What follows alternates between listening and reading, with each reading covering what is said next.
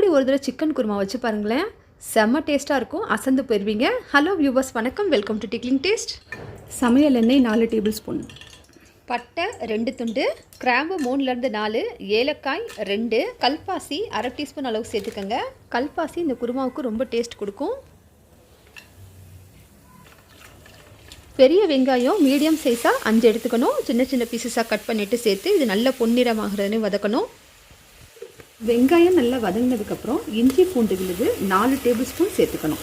இஞ்சி பூண்டு விழுது வாசம் போகிற அளவுக்கு 2 நிமிஷம் லோ ஃப்ளேமில் போடணும்.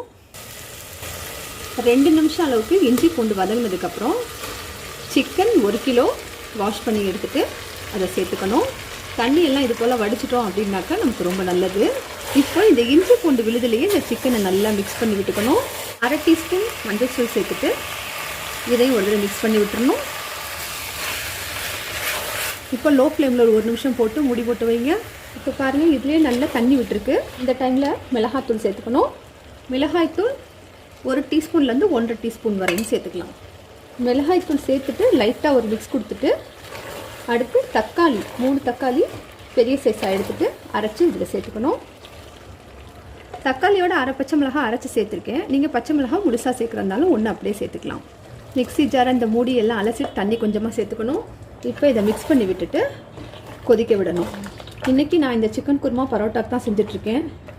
இது parotta, ghee rice, white rice எல்லாத்துக்குமே நல்லாயிருக்கும். குஸ்கா இது எல்லாத்துக்கும் பார்த்திங்கன்னா ரொம்ப டாப்பாக இருக்கும். சப்பாத்திக்கும் நல்லாயிருக்கும், பூரிக்கும் அருமையாக இருக்கும். இப்போ இந்த தக்காளியில் உள்ள தண்ணி எல்லாம் ஓரளவுக்கு 3/4 பதத்துக்கு வதங்கணும், அதை வேகணும். தக்காளி நல்லா வெந்ததுக்கப்புறமா நாம் இதில் மல்லித்தூள் சேர்க்கலாம்.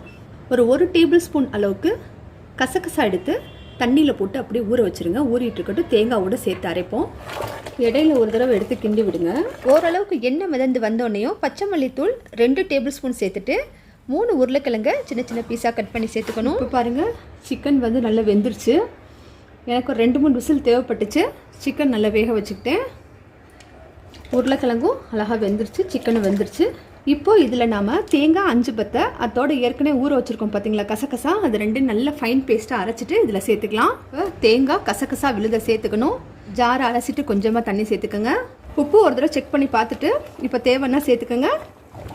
இது போல் எல்லா சைடும் நல்லா பார்த்திங்கன்னா கொதி வரணும். ஒரு 40 செகண்ட் அளவுக்கு இப்படி கொதிக்கட்டும். கொதிச்சோன்னே என்ன பண்ணுங்கள், அப்படியே ஆஃப் பண்ணி விட்டுருங்க.